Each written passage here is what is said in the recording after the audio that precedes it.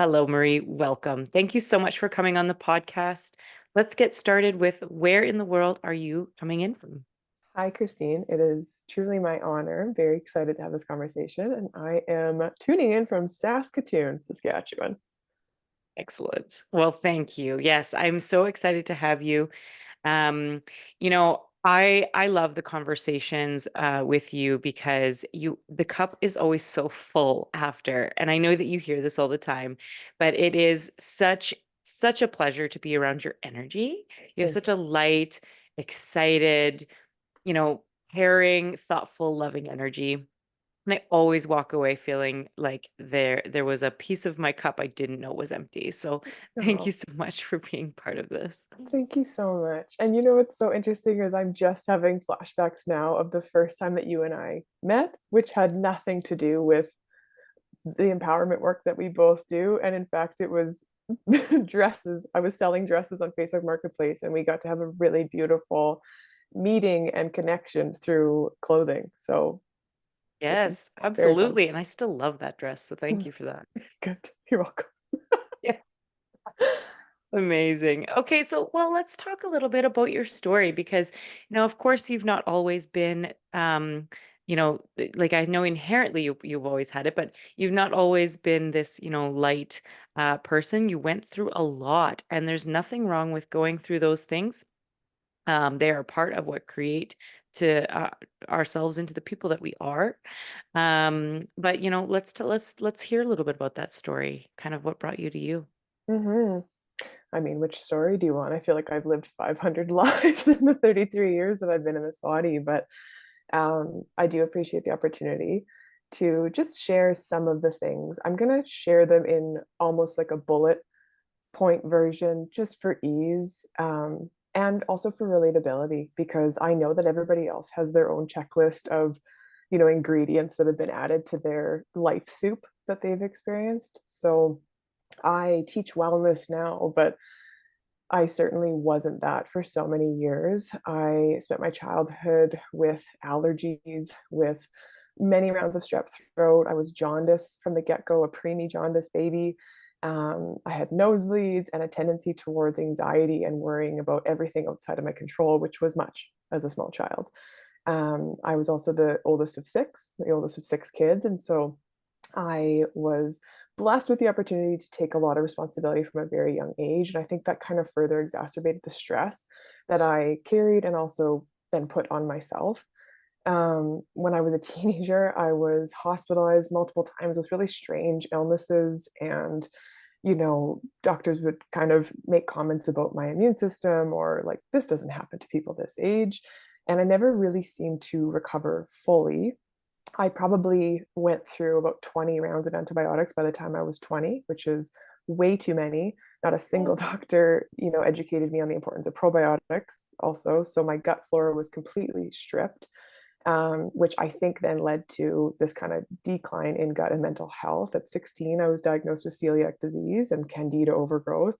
At 19, I experienced sexual trauma, which, kind of further stirred the pot in there. I went through the whole bit with the judicial system and was absolutely let down and super devastated. That's a pretty big piece, pretty big chapter in my story, to be honest. It took me about 8 years to come to terms with, process PTSD, forgive, and really do the like inner healing work that I needed to do in order to even be able to speak about it, and move on with my life. Following that, I was around age 23. I had two different surgeries. I took more medications.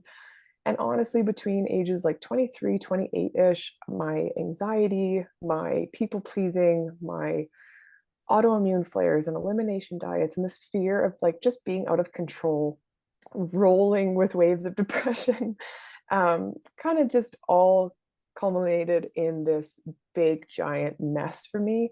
I also sustained a pretty serious concussion, which led to short-term memory loss and some dyslexia stuff. So just these are all just again like pieces of this life soup that I've experienced.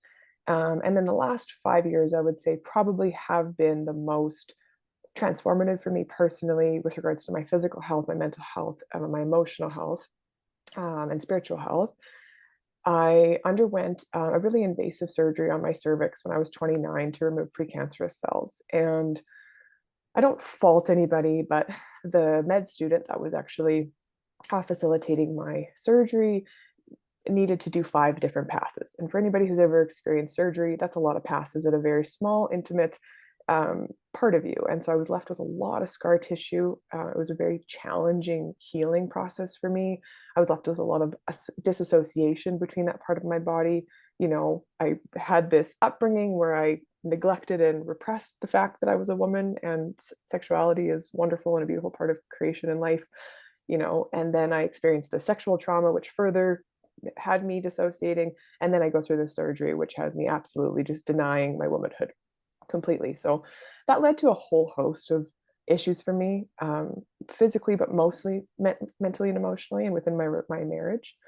After the surgery, you know, I did the healing protocol, and the following spring, I received a PCOS diagnosis, and it was kind of like it just keeps coming. It just felt like, oh my God, like there's just one thing after another. And you know, at this point in my life, I had taken my health into my own healing. I had begun to self advocate. I recognized that Western med has a place, but certainly not in preventative or root cause health or well being. And so I was heavily invested in researching and experimenting on my own with alternative, you know, medicine, working with functional practitioners and naturopaths and all kinds of other, you know, quote unquote alternative supports. um, I was working out at this time. I was already meditating. I was supplementing. I'm doing all these things. But, you know, when I found myself on that operating table having that surgery on my cervix, I remember thinking to myself, I'm missing something. Something's amiss here, because I have been through all of these, you know, pockets in my life, all of these different health experiences. I've gotten to this place where I'm doing the things, I'm checking the list of everything that I've been told and learned to do for optimal well being. And yet I'm on this operating table having a piece of my cervix laser cut out of me. What gives, you know? And I dove in after that surgery and after that PCOS diagnosis, and a really unhelpful suggestion, to be honest, from my family doctor about, you know, a healing protocol, which was remove my ovary or have a baby or do hormone replacement therapy. And I was like, no, I'm going to research this. I'm going to look further into this. I think that probably I could heal and cure this, you know, and live symptom free with diet and lifestyle changes. And so I did. I dove headfirst into cyclical living practices, which is something I had never learned about. We are not educated about this in school, but we absolutely should be. As women, we have a Mhm. secondary biorhythm. You know, we don't just have a circadian rhythm, we have an infradian rhythm, and it directly correlates to your mental, emotional, spiritual, metabolic, immune, etc. health. And so I dove into the cyclical living information and research, and I started finding these practitioners, and I started reading their books and listening to their podcasts and doing courses. And you know, over the last 5 years, I have made it my personal effort to educate women on how to make peace with their bodies through getting in touch with their infradian rhythm, or with their flow. I call it know your flow. I've created, you know, instruction manuals and a course and workshops and journals. It's just something I'm very, very passionate about. But again, only because I went through it myself, and it was something that I didn't know existed. And so I kind of, you can see the correlation here. I usually learn what I need most and then end up teaching the thing that I needed most. So that brings us Isn't up that it? to, yeah, that brings us up to around age 30, I guess. And at 30, I'd say I had a really good balance between, you know, my exercise, meditation, journaling, cyclical living, supplementing. I was trialing and erroring a lot of supplements. I wasn't fully educated in that domain just yet. I had ditched binge drinking, actually ditched drinking completely for a couple of years, because I was attempting to take way better care of my liver. I started castor oil packing and doing, you know, breath work and tapping, and swapping out all my toxic, you know, household products and makeup products for non-toxic ones. I was doing all of the things that you do at 30 when you're like, huh, okay, I got to take care of this home. This is my one home. And you know, at 32, I feel like that was the age at which I really dove in finally to what I could have and should have dove into years ago, which was the nervous system regulation piece. because the nervous system dysregulation piece actually influences every other piece. And you can supplement and work out and write positive affirmations all you want, but if your nervous system is dysregulated, it's it's not all for naught. I don't think that's true, but it is very challenging to rid yourself of pathogens, that are harmful, like parasites or mold or bacterial infections in the gut, like SIBO and that kind of thing, to balance your blood sugars properly, and also to heal your mind, because the gut mind connection is very much established as the second brain. Your gut is your second brain. So I really dove into that work, and I'm trepidatious about sharing that because it was very challenging for me emotionally. That was the hardest work that I've ever done in my life. I had to confront all of my traumas on a different level, confront all of my kind of like quote unquote shadows on a different level, confront these triggers within relationships and what my part is in them and my responsibility in all of them. I would say that being a victim is hard.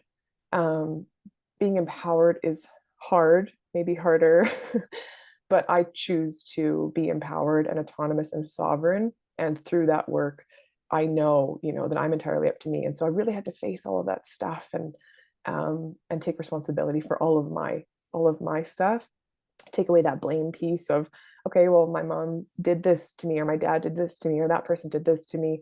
It no longer becomes about that. You can have names for your attachment styles, and yet it all ultimately comes back to, okay, so now what? It's not my fault what happened to me, but it is my responsibility to do something about it. um Amen. yeah, Yes. so anyways, that takes us to last year, I suppose. And last year was hard in its own ways, as every year is, but beautiful in other ways. I spent a glorious month in Europe with my husband, and I ate gluten and dairy for the first time in like 17 years. I enjoyed the shit out of that. I And bet. thought it was fine. And then a couple months in, after we came home and I had, kind of still maintained my European lifestyle, I ended up with hypothyroid diagnosis, through blood work, and depression, and pretty severe weight gain and lethargy and that kind of thing. And so I've just spent the last few months really lovingly disciplined. And I can happily announce that I've since regulated my thyroid levels. I just had my follow-up blood work last week, and I've started releasing that weight. I'm feeling my Marie Pep kind of back in my step. So anyways, this is kind of like a laundry list of some of the challenging aspects of you asked, what has brought you home to yourself, or what has brought you back to yourself. And I really do think that it's not despite the hard moments in your life, it's because of them. I'm grateful for every single challenge that I've ever experienced, because truthfully, if I wouldn't have gone through all of those things, every single one, I think of like meeting with a small claims court lawyer, to try to like get justice over the man who raped me. And I think of all these little things and all these big things like surgeries and whatever, and every single piece of my story has shaped who I am today into this, vivacious, confident, health focused, compassionate woman that I am. So I'm grateful for all of it. And I'm also grateful to have the opportunity to talk with you about it today. Wow. I'm just listening and I'm in awe. Truly, I knew some of your story, but I didn't know all of it. And now I can see, like, just listening, I think that I feel there was like you said, there was so many opportunities for you to disconnect from your body, Mhm. all throughout all of these stories, and, honestly, there's so much bravery in all of the things that you've gone through. So, like, number one, congratulations for getting through, because that's a Thanks. lot. Thank you. That's a lot. But I see how many times you disconnected from your body, how many times, antibiotics came in and wiped out your gut microbiome, how many times there was health issues in your body, like, it's all body focused. Mhm. Everything, that Mhm. you've gone through has been so body focused. Yeah. And I'm curious if it's, if you've, like, because I know you talk about this, maybe this is a rhetorical question, but, like, but that you truly believe that dysregulation in the body is tied so much so to your current state. Mhm. and your body and the way that you feel and all of those sorts of things. And that, you believe that when there is a change um, of mind, then the body itself heals. Mhm. I mean, we know this, it's something that I think a lot of people in the West, I'll use where we're living, don't acknowledge, but this has been around for thousands of years, eons, and we are spirits before we are physical bodies. We know that, regardless of your religious affiliation or belief system, you can acknowledge that, before we have a body, we're some kind of a spirit or a soul connected to some kind of universal intelligence or cosmic energy or God or whatever you want to say. And then we come into this body for a short period, a little blip, hopefully 80 to 100 years. And then we go. And you know this, if you've ever been to a funeral, you know that like the person's no longer there. And when we say that, it's the soul is no longer there. I remember reading, I think it was Untethered Soul by Michael Sanger, which I love, highly recommend that book. Totally Oh, it might agree. have, Love it. you know what? It was not, sorry, I love that book. It was actually his newest one, which I'm forgetting the title here. But he talks about when you're a child and you look in the mirror, who are you looking at?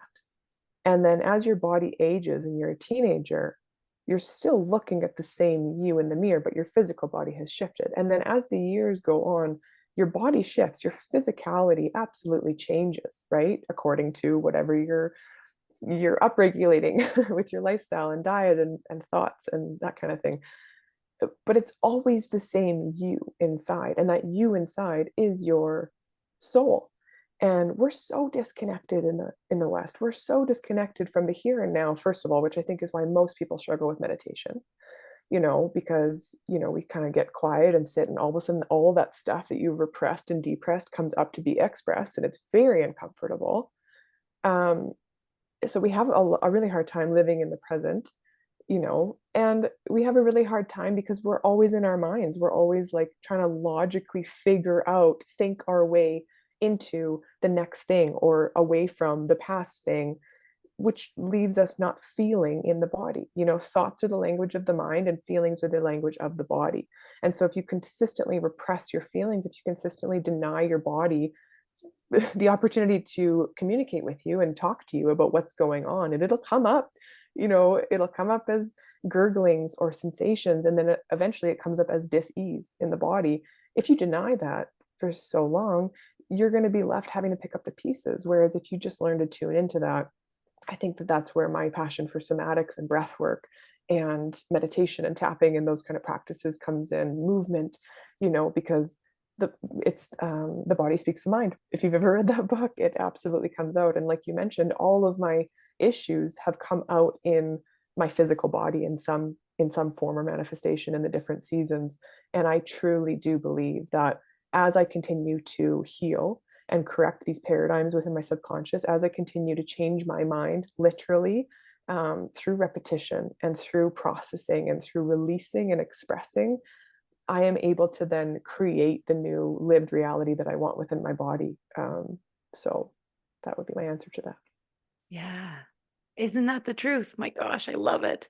And you said something that I wanted to point out. You said, more than anything, the disconnection from the present moment seems to be, you know, the perpetuating factor for disease and ill health in the body.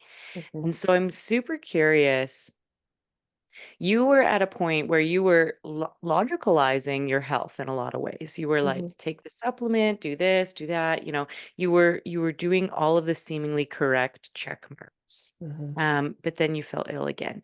And so when you said this like second, or sorry, this most difficult part that's really made a difference for you so far, which is mhm, which is regulating the nervous system. mhm, Do you think that that presence piece, that being connected piece, is kind of the holy grail? Because we're always looking for this holy grail, like what's going to give us health?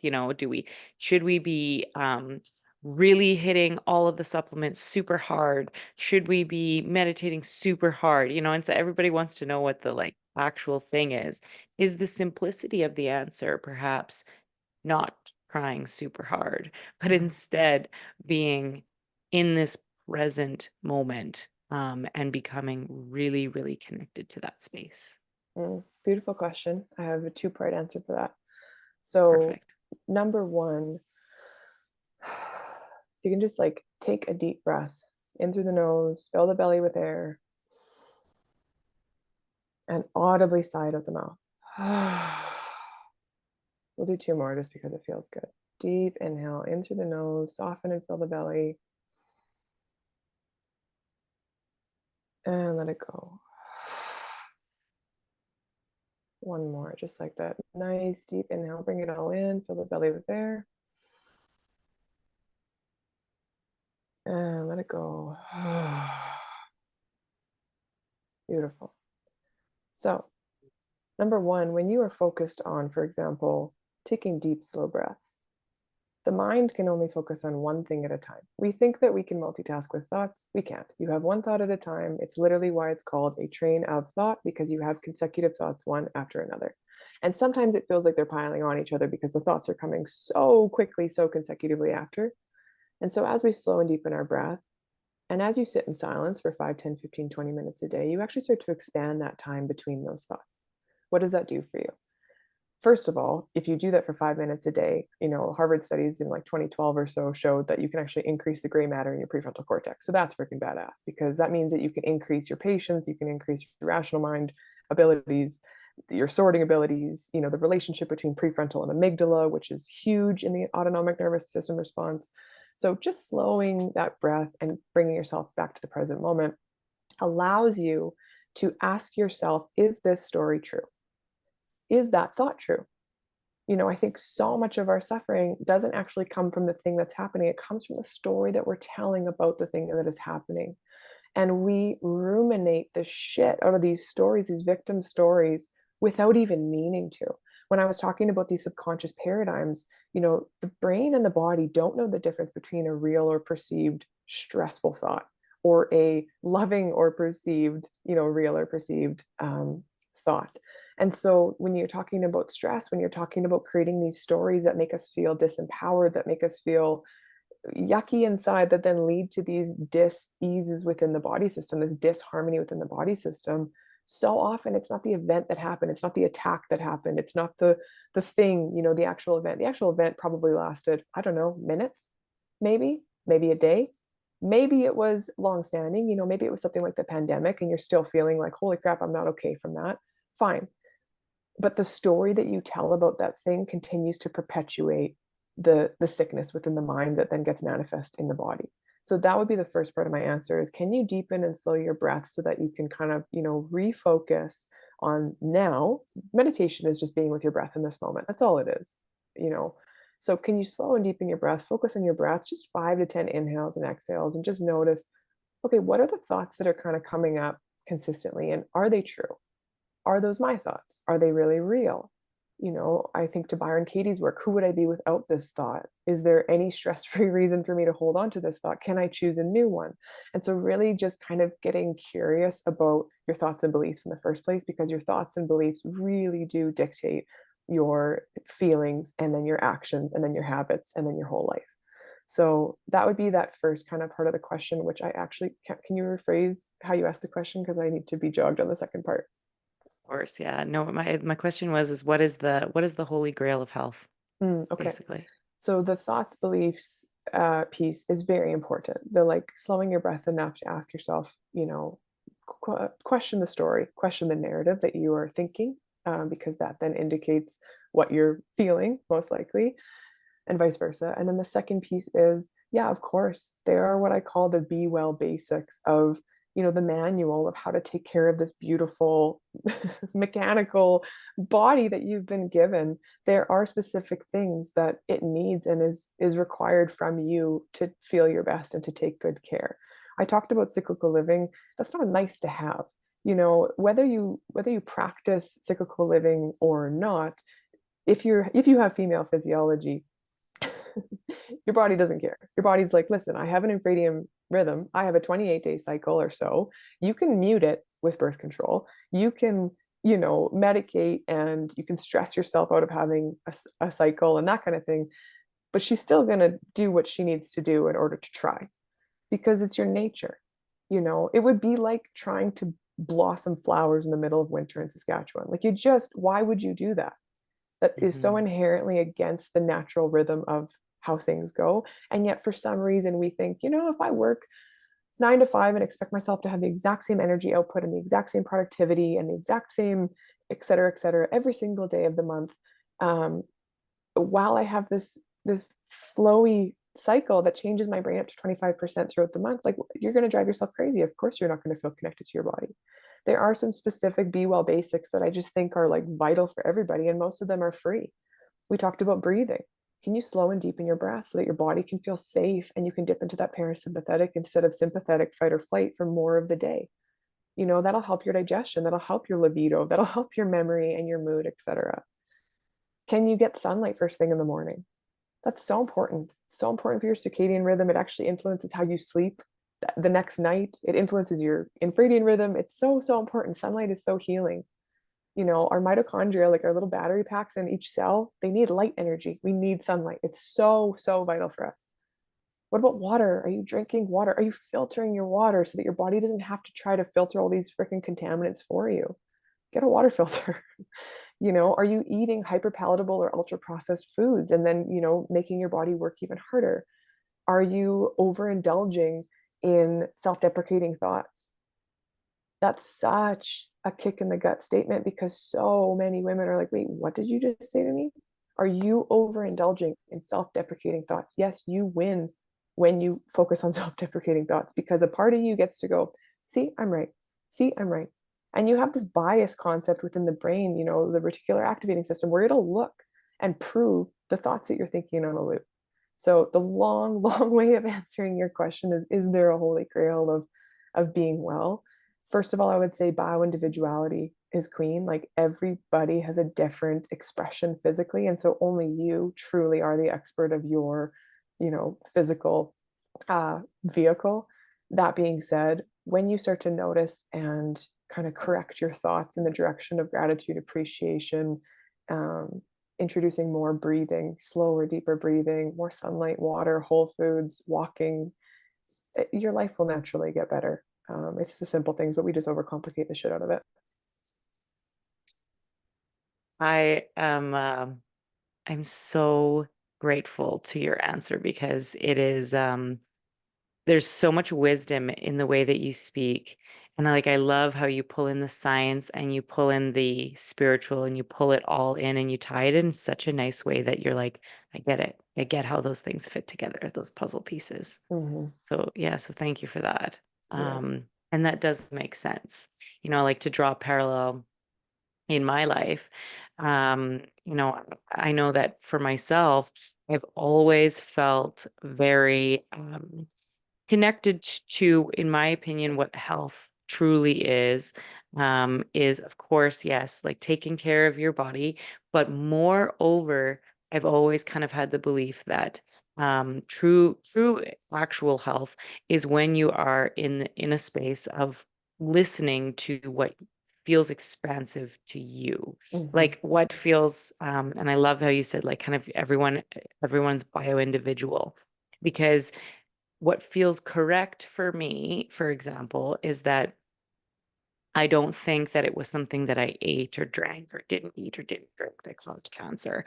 I've always felt like for me, my personal story was that I was repressed, Yeah. that like every single part of me that wanted so badly to be big and broad and larger than life and help people and experience all of this beauty of life was telling me, no, you're too small, you can't do this, whatever Mm-hmm. else. Mm-hmm. And so to draw that parallel, I think that I wholeheartedly agree that there's two pieces. There's take care of yourself, but listen to what feels correct to you. Bio Mm-hmm. individuality, that soul's individuality that says what feels like what's going to cause real health in your body. And I think for me, it was not people pleasing and staying small for everyone. Mm-hmm. And that's the hardest work, right? It's the Yeah. hardest work. I think in a culture of green juice this and this workout is the best kind of workout and this book is the best kind of book. um, I'm a huge proponent of using wellness tools to support your well-being. I absolutely think that for sure in the West, it is important for us to supplement. Our soil is so devoid of nutrients and minerals. You need a Truth. good B complex, some vitamin C, and probably an omega-3. You know, that being said, Love it. if you're not listening to, again, if you're too in your head and you're not in your body and you're not actually listening to the signals and symptoms, as those are the messengers that your body's trying to send to you, those butterflies and that cramping in your gut, the sweating in your palms, the tension headaches, the TMJ, the IBS, like the frozen shoulder, the knee thing, like those are all, there's a psychosomatic connection between every single part of your body. Your mind and your body are inextricably linked. And to try to piecemeal and think that they're disconnected is just silly. It's just a silly Western, like isolated way of dealing with things. But we are these like symbiotic beings. We are mind, body, and soul. And so if you don't learn to tune into that, you never get the opportunity to tune into your intuition. And for me personally, I've been flexing and strengthening my intuition muscles since about 2020. I hired a very expensive peak performance coach in 2020, and I had the best year of my life. It was incredible. My life gets better and better. I'm just always expanding and growing and enjoying more and more. But 2020 was such an amazing year for me, which I know is not the common narrative for a lot of people. And what happened was I used that year to really go inside and to really work on my intuition. What do I mean by this? I mean, I would ask myself, what do I want? What do I want? And it started really small. It was like, oh, I kind of want to have, I don't know, smoked salmon on a gluten-free bagel. Like I kind of feel like having that. Or, oh, I kind of feel like going to this place today, or I kind of feel called to text this person today, or this thing. And you kind of start to just like pay attention to these little nudges. And if you've never practiced intuitively led living before, at first you might be like, I don't hear anything, I don't feel anything. And that's okay. But for me personally, the more I started flexing these little, what do you want, Marie? What feels good in this moment? What feels good in this moment? What would be the most supportive in this moment? You know, kind of look ahead 6 months, like who do you want to become? What would she do in this moment? Oh, nice, that's good. And then I would kind of listen to those hits.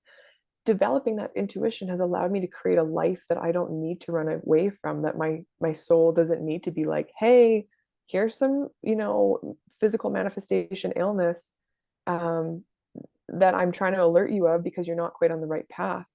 When I was a teacher a decade ago, I would have like physical panic attacks. There was a lot more to that, obviously. I shared about my sexual assault, and that contributed to that greatly. But my nervous system was like, oh my God. But also my soul was like, this is not your fullest expression. This is not what you want. And I knew that, but I shoved it way down. And then subsequently, I had IBS, had constipation. Imagine that. That's the psychosomatic connection. And it was only after I started to allow myself, like you're talking about the parallel, allowed myself to start to get curious about and tune into, okay, what do I want to be sharing? What is actually true for me? What do I need to be speaking? The lump in my throat went away. That's a really big one, especially for women.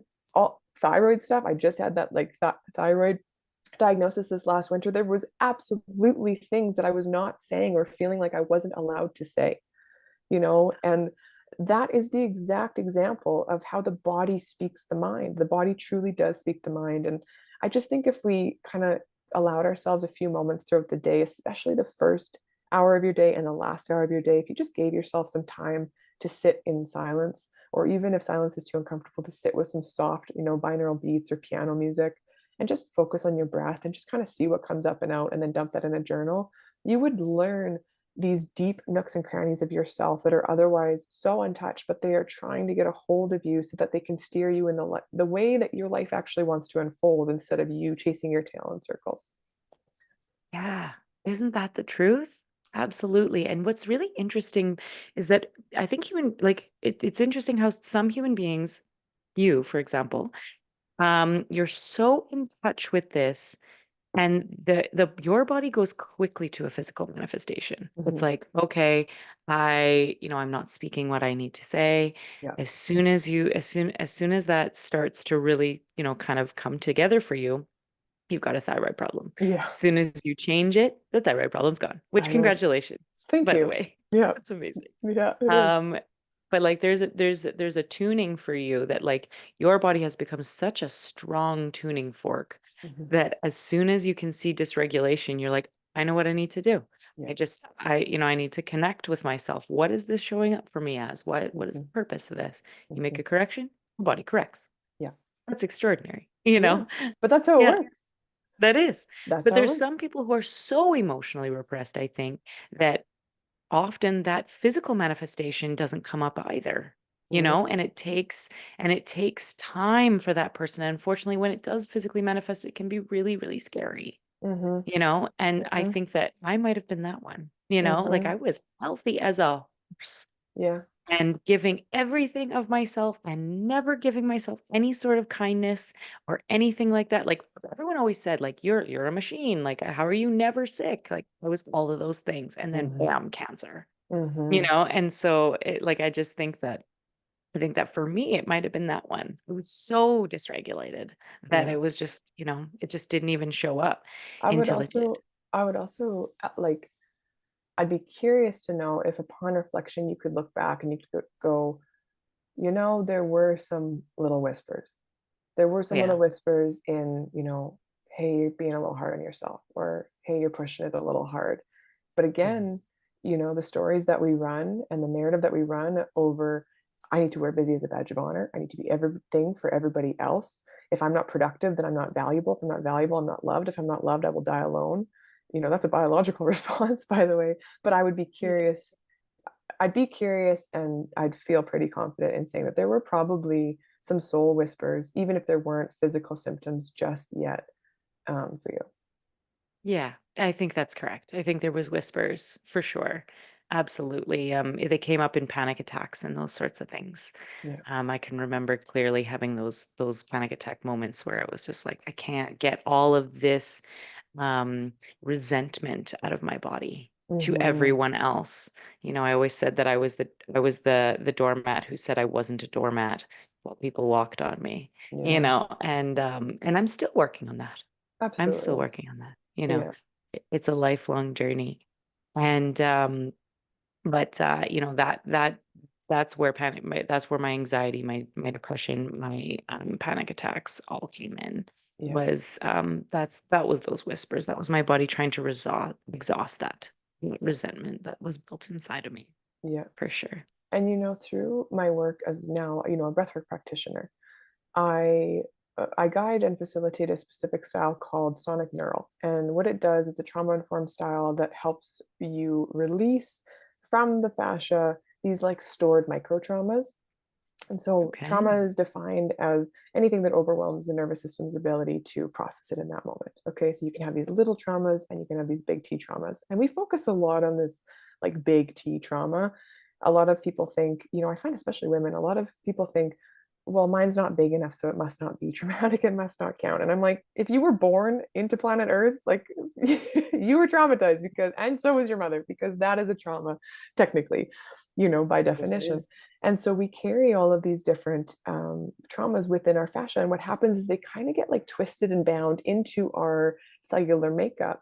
And our bodies are so incredible that they have the ability to go through a stressful situation, kind of like pocket the experience to deal with it later, and then when we're settled and relaxed and safe, then we can kind of bring that to the surface and deal with it later. It's one of the reasons why when people go on vacation after working really hard for a season, they get sick as soon as they go on vacation because the body's like, oh nice, I'm ready to relax. Okay, here's all the stuff I've been repressing. And Yeah. so that's why that happens.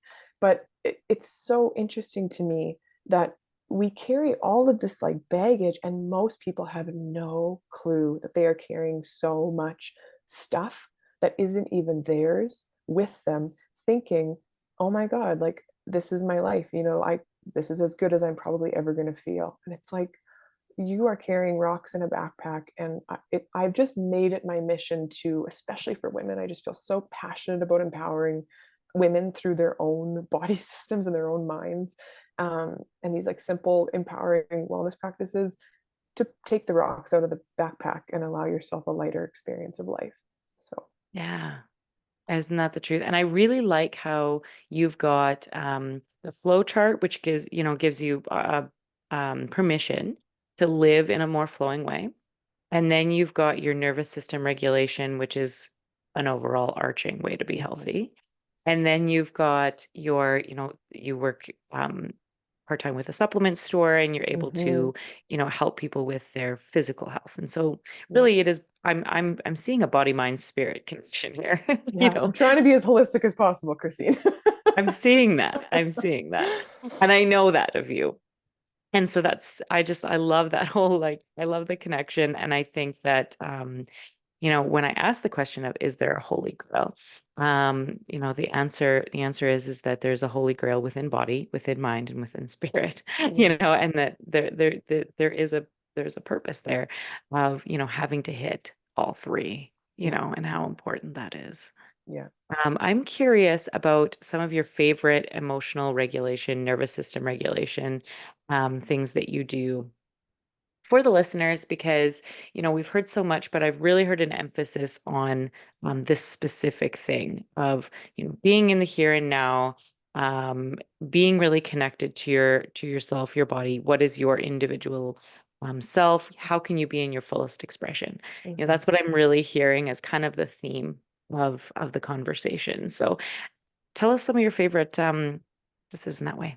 Beautiful. One of my favorite things. It's also one of my favorite topics to present on. I present on a workshop that I call Somatic Practices for Stress Reduction. And the first thing I do every time I deliver that workshop is I start with a dance party. And it's so interesting to watch everybody's stiff, kind of like tight, unsure bodies start to move. And I encourage hip gyrations and being silly and goofy. And just that, simple act of dancing to a feel good song, what it does is it informs the body that you're safe, right? It gets you into that parasympathetic mode. It starts to kind of like unlock and unblock and de-ice some of that armor that you've probably been carrying with you throughout most of your life, I'm sure, as we all do, because of said traumas, because of, said coping mechanisms. And so dancing is an amazing way. I dance at least one song almost every single day. Like if I'm not dancing during a day, I can feel it. I can feel it in, how I'm interacting with the world, how I'm feeling.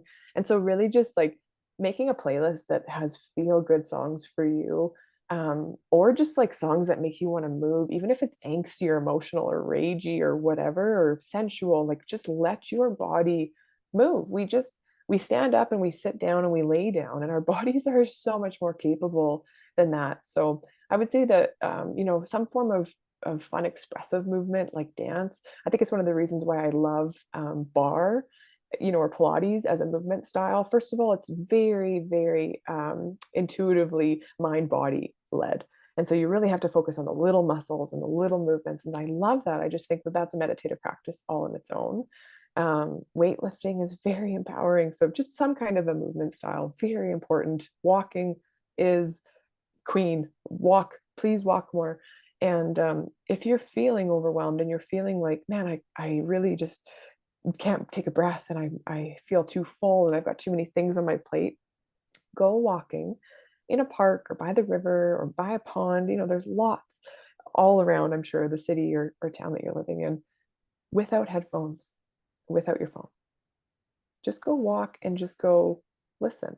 And especially in the spring, summer, fall months, when you can hear bird song, ancestrally and historically, when you can hear bird song, it means that predators aren't present. If you notice that, like when a storm's about to come or if there's danger, birds stop, they go quiet, You're right? right. Yes. But when it's Huh. peaceful and it's fine, birds will sing their little songs. And whether you think that's annoying or not, your body system is like, oh, I'm relaxed and safe because birds are singing around here. So just listen to the sounds of nature. Everything vibrates at a specific frequency. Nature is so healing. Like I said, I'm one for wellness tools. I have a grounding mat with infrared and red light and PEMF frequencies or whatever that I use in the wintertime specifically. But nature, just going walking outside without the like buzz of Wi-Fi and Bluetooth in your headphones is the original grounding. Kudos if you can take your shoes off and do that. It's one of the reasons why it feels so good to go barefoot, on the beach or on the grass or whatever. So getting outside, walking, very key. If you are at work or in a car, commuting, whatever, and you need some practices that are kind of like now, you're feeling agitated, you want to regulate, a very, very effective way to regulate your nervous system and bring yourself out of sympathetic into the parasympathetic is actually humming. And so you can just take a nice deep inhale. And on the exhale, you're just going to hum. That's it. And you doing that 5 times, 5 breaths, just like that. I learned from a South African doctor, Dr. Ilamanga, at a breathwork conference I attended. She said that doing that just 5 times is basically like an on button for your vagus nerve. And your vagus nerve runs all the way, from the base of your spine, all the way down through your cervix. And it's got all these beautiful branches of nerves through your autonomic nervous system. And when you can kind of like turn on the vagus nerve or tone your vagus nerve, you inform the body again, I'm safe. It's okay to relax. And, I just think it's so important to mention because this was something that really made me reconsider the stress conversation. When you're stressed, when you're chronically stressed, what is happening in your body as a fight, flight, freeze, or fawn response? Physiologically, is that the blood flow is literally leaving the gut and leaving the vital organs and going out to the extremities, right? So that you can prepare yourself, specifically in fight or flight. So you can prepare yourself to run away, to fight back, for your blood, platelets to thicken so that, if you get stabbed or cut or whatever, that you can scab quickly. There's no blood flow in the gut.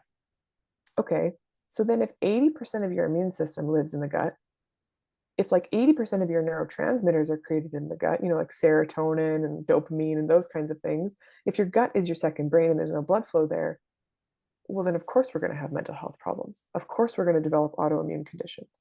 Of course we're going to have digestion issues. Of course we're going to have low libido or no libido. All of these things make so much sense when we look at it through that lens. And yet so few of us have been taught to correlate it through that lens.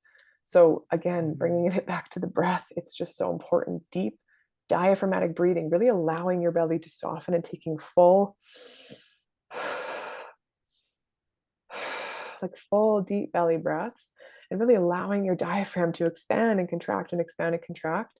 That will assist you in so many more ways than you know. And also it will assist you in, improving your longevity, because we know that lung capacity is actually a direct marker. It's like the number one marker for longevity is lung capacity. And so can you practice breathing, inhale for 4 seconds, hold for 6 seconds, exhale for 7 seconds?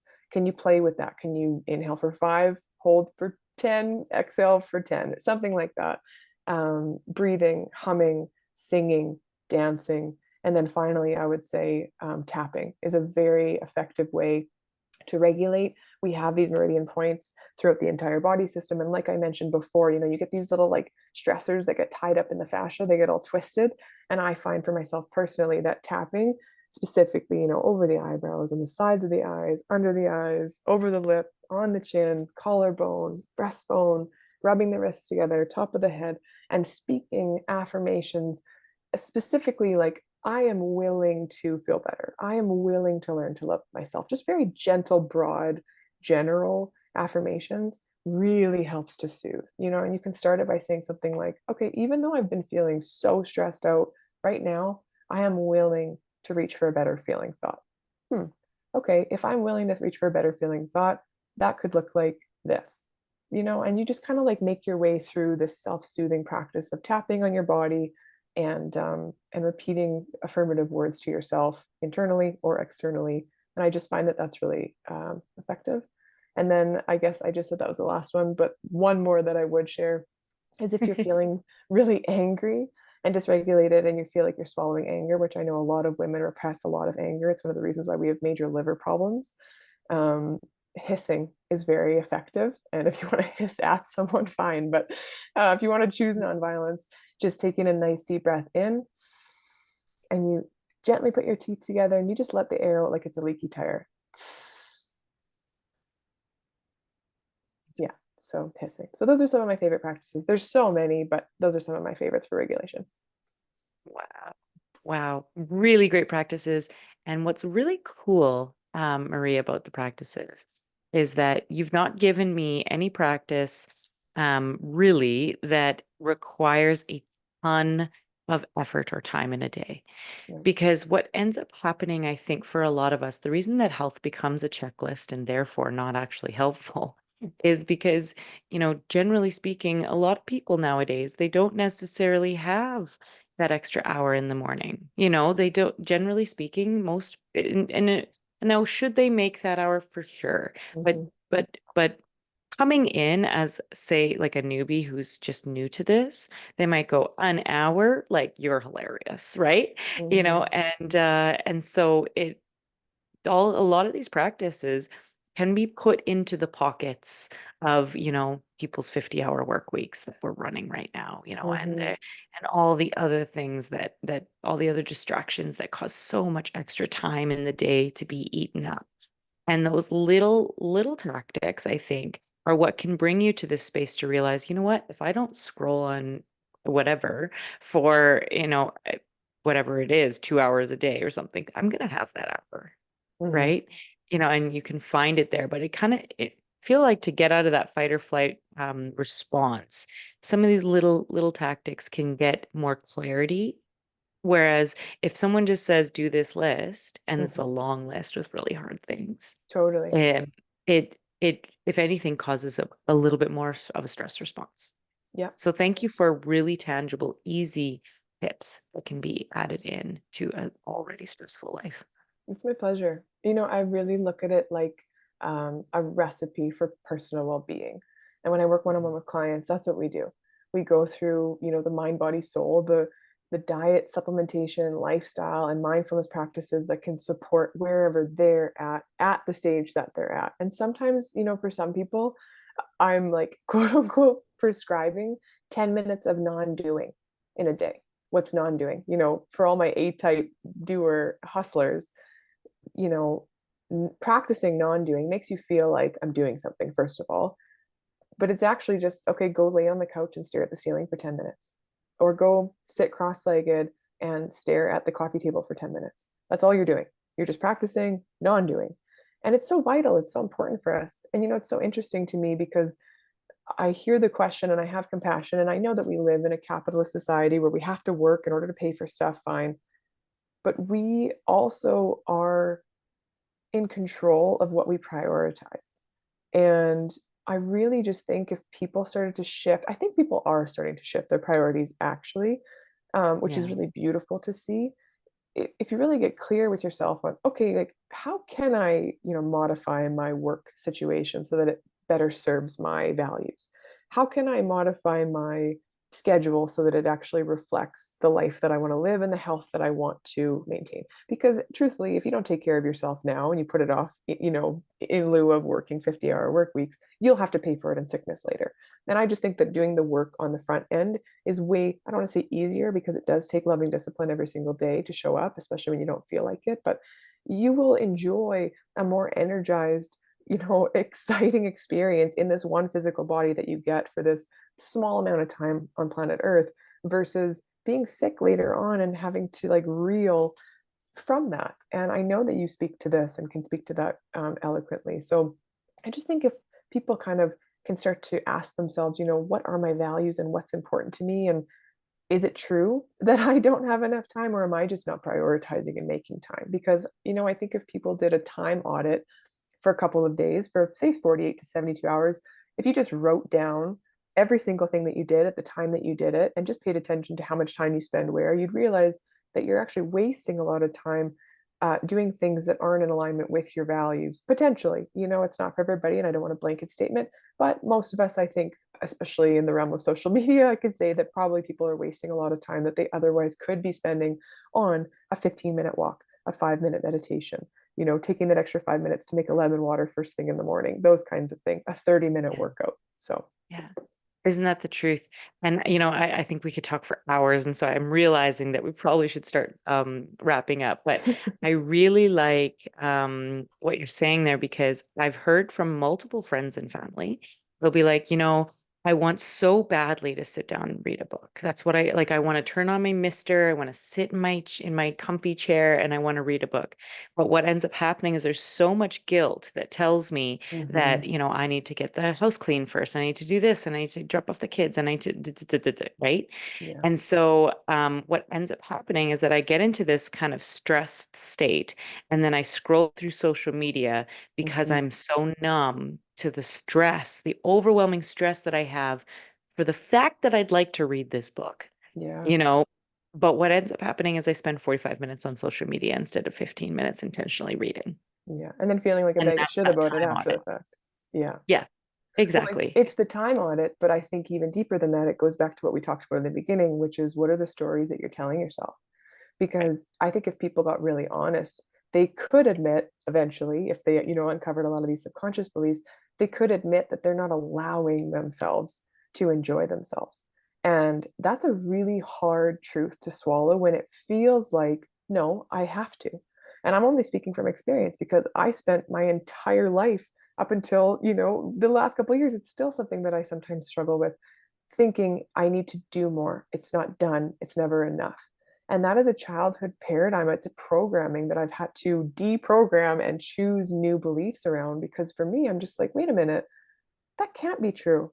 That cannot be true. There's no way that I have to prove my worth by doing all the time. There's no way that I need to continue to perpetuate this stress cycle. But if you're addicted to stress, which so many of us are, if you're living in a dysregulated body, then of course you're going to reach for the thing that's mildly stressful, which is avoiding reading the book, which is avoiding or giving yourself rest, not setting boundaries, et cetera, always texting back your ex, whatever, eating those foods that don't sit well with you because you're not comfortable yet with feeling peace and calm and harmony within the body. And again, I'm only speaking from personal experience, but it comes back to, can I sit with my breath so that I can create some space between my thoughts to really get clear on, is this true? Is this mine?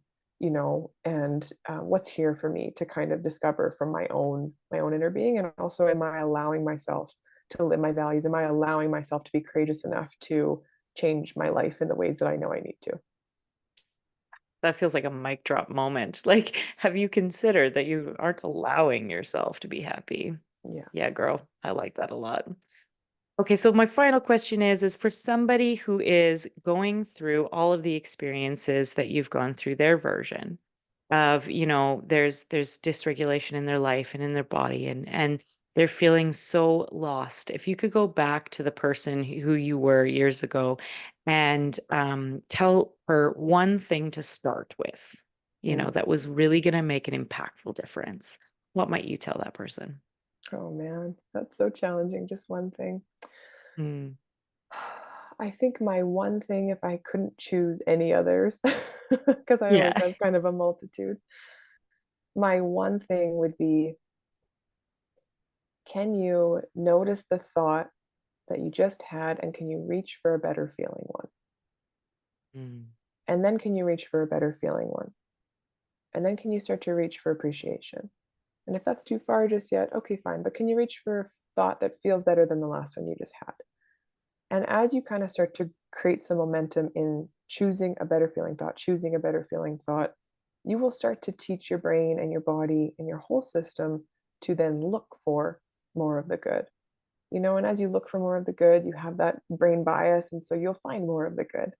And then things won't quite seem as hard, even though your physical situation might not have changed much, but your mindset has.